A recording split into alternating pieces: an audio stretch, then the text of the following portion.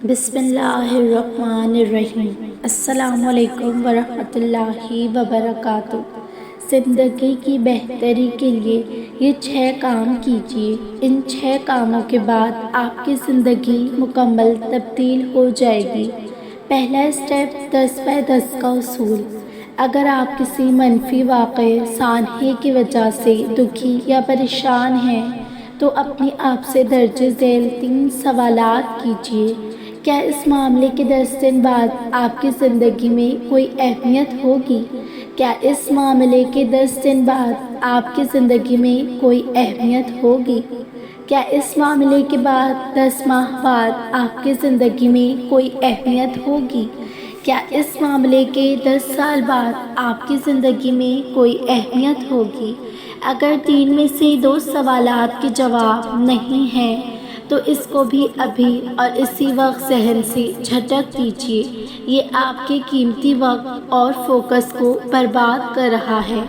دوسرا اسٹیپ، فقط 1% ابھی اور اسی وقت اپنی لائف کے ایسے حصے کو منتخب کیجیے جہاں آپ کو بہتری یعنی امپروومنٹ کی ضرورت ہے۔ ہو سکے تو 4 سے 5 ایریاز منتخب کیجیے اور ابھی اور اس وقت 1%، فقط 1% امپروومنٹ لانا شروع کیجیے۔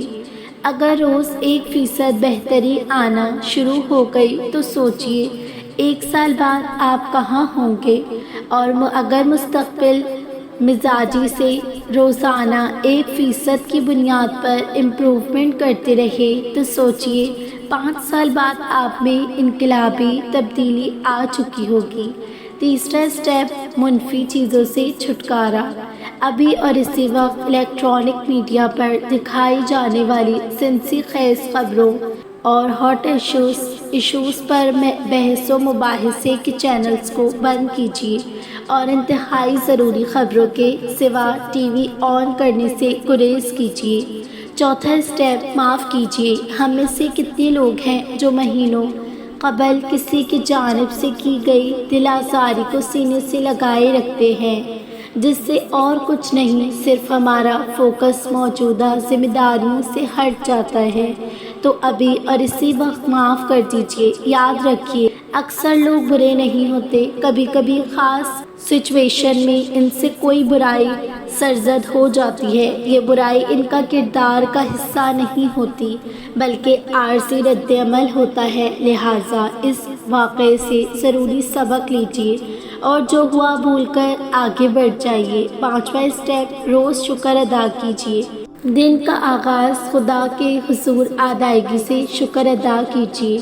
آپ کی صحت، آپ کا گھر بار، آپ کی ملازمت یا کاروبار، آپ کی اسکلز اور ٹیلنٹ، آپ کی وہ۔ تیسرا اسٹیپ، منفی چیزوں سے چھٹکارا۔ ابھی اور اسی وقت الیکٹرانک میڈیا پر دکھائی جانے والی سنسی خیز خبروں اور ہاٹ ایشوز پر بحث و مباحثے کے چینل کو بند کیجیے اور انتہائی ضروری خبروں کے سوا ٹی وی آن کرنے سے گریز کیجیے۔ چوتھا اسٹیپ، معاف کر دیجیے۔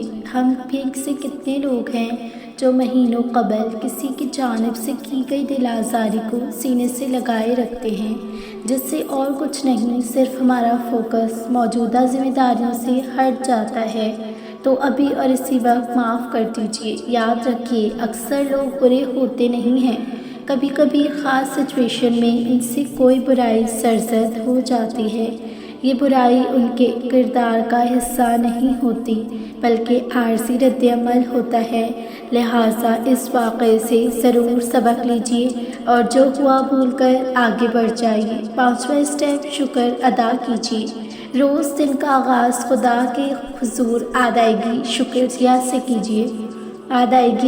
سے کیجیے۔ آپ کی صحت، آپ کا گھر بار، آپ کی ملازمت یا کاروبار، آپ کی اسکلز اور ٹیلنٹ، آپ کی وہ صفات جن کے سبب آپ کو لوگوں میں پذیرائی ملتی ہے۔ یہ سب خدا کی نعمتیں ہیں جنہیں آپ گننا چاہیں تو شمار کر سکیں گے۔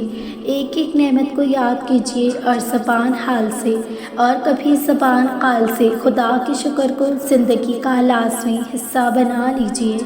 اللہ شکر کرنے والوں کو مزید دیتا ہے اور ناشکروں کا رزق تنگ کر دیا جاتا ہے۔ چھٹا اسٹیپ، جسمانی صحت کا خیال رکھیں۔ آپ کا جسم آپ کے لیے سب کچھ ہے۔ یہ صحت مند نہیں تو دنیا کا کوئی کام، کوئی ذمہ داری ادا کرنا ممکن نہیں۔ لہٰذا جسمانی صحت کے لیے متوازن غذا اور ہلکی پھلکی ورزش کو معمول بنائیے۔ روزانہ چند منٹ سے شروع کیجیے اور کم از کم آدھا گھنٹہ ورزش کو معمول بنا کر ہمیشہ کے لیے فٹ ہو جائیں۔ آپ کی فٹنس آپ کے موڈ پر اچھا اثر ڈالے گی۔ کیا آپ ان میں سے کسی اصول پر پہلے سے عمل پیرا ہیں؟ کیا آپ کو اس کام کا فائدہ اپنی زندگی میں نظر آ رہا ہے؟ تو اس ویڈیو کے کمنٹ میں ضرور لکھیے۔ خدا کی طرف پیٹ مت کرنا، خیال رکھنا، خدا کی جانب کبھی پست مت کرنا، امام احمد بن حنبل کہتے ہیں۔ ایک بار راہ چلتے ہوئے میں نے دیکھا ایک ڈاکو کو لوگوں کو لوٹ رہا ہے۔ کچھ دنوں بعد مجھے وہی شخص مسجد میں نماز پڑھتے نظر آیا۔ میں اس کے پاس گیا اور اسے سمجھایا کہ تمہاری یہ کیا نماز ہے؟ خدا کے ساتھ معاملہ یوں نہیں کیا جاتا کہ ایک طرف تم لوگوں کو لوٹو اور دوسری طرف تمہاری نماز خدا کو قبول اور پسند آتی ہے۔ ڈاکو بولا، امام صاحب، میرے اور خدا کے مابین تقریباً سب دروازے بند ہیں۔ میں چاہتا ہوں کوئی ایک دروازہ میرے اور خدا کے مابین کھلا رہے۔ کچھ عرصے بعد میں حج پر گیا۔ طواف کے دوران دیکھتا ہوں ایک شخص کعبہ کے غلاف سے چمٹ کر کھڑا، کہتا ہے، میری توبہ، مجھے معاف کر دے، میں اس نافرمانی کی طرف کبھی پلٹنے والا نہیں۔ میں نے دیکھنا چاہا اس بے خودی کے عالم میں آہیں بھر بھر کر رونے والا کون خوش قسمت ہے۔ کیا دیکھتا ہوں، یہ وہی شخص ہے جسے میں نے بغداد میں ڈاکے ڈالتے دیکھا تھا۔ تب میں نے دل میں کہا، خوش قسمت تھا جس نے خدا کی طرف جانے والے سب دروازے بند نہیں کر ڈالے۔ خدا مہربان تھا جس نے وہ سبھی دروازے آخر کھول ڈالے۔ تو کیسے بھی برے حالات ہوں، کتنی ہی گناہ گار ہوں، خدا کے ساتھ اپنے سب دروازے بند مت کر لینا۔ جتنے دروازے کھلے رکھ سکتے ہو، انہیں کھلے رہنے کے لیے شیطان کے مقابلے پر مسلسل زور مارتے رہنا اور کبھی ہار مت ماننا۔ کوئی ایک بھی دروازہ یہاں کھلا مل گیا تو کچھ بعید نہیں، وہ سب دروازے ہی کھل جائیں گے انشاءاللہ، جن کے بارے میں تمہیں کبھی آس نہ تھی کہ خدا کی جانب سفر میں ان سب خوبصورت راہوں سے تمہارا کبھی گزر ہوگا۔ ترجمہ۔ قرآن پاک کی ایک آیات ہے جس کا میں یہاں پر ترجمہ بیان کر رہی ہوں۔ کہہ دو کہ اے میرے بندو جنہوں نے اپنی جانوں پر زیادتی کر لی ہے، خدا کی رحمت سے نا امید نہ ہونا۔ خدا تو سب گناہوں کو بخش دیتا ہے اور وہ تو بخشنے والا مہربان ہے۔ رجوع کر لو اپنے پروردگار سے اس سے پہلے کہ تم پر عذاب واقع ہو۔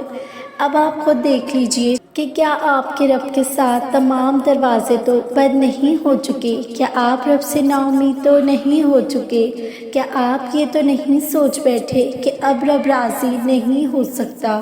اپنے اور اپنے پیارے رب کے تعلق کو کمنٹ میں بیان کیجیے تاکہ ہم سب ایک دوسرے سے موٹیویشن لے سکیں۔ شکریہ۔ ہم امید کرتے ہیں کہ آپ یہاں کی طرح انسٹاگرام پر بھی ہمیں سپورٹ کریں گے اور ہماری حوصلہ افزائی کریں گے۔